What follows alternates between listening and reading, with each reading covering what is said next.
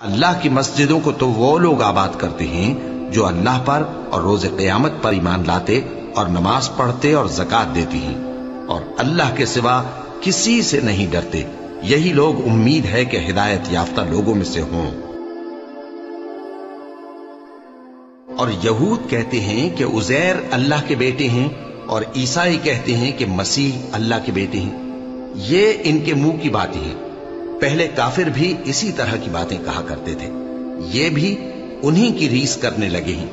اللہ ان کو ہلاک کرے، یہ کہاں بہہ کے پھرتے ہیں. انہوں نے اپنے علماء اور مشائخ اور مسیح ابن مریم کو اللہ کے سوا معبود بنا لیا، حالانکہ ان کو یہ حکم دیا گیا تھا کہ معبود واحد کے سوا کسی کی عبادت نہ کریں.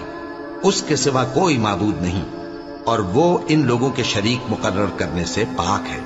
یہ چاہتے ہیں کہ اللہ کے نور کو اپنے منہ سے پھونک مار کر بجھا دیں، اور اللہ اپنے نور کو پورا کیے بغیر رہنے کا نہیں، اگرچہ کافروں کو برا ہی لگے.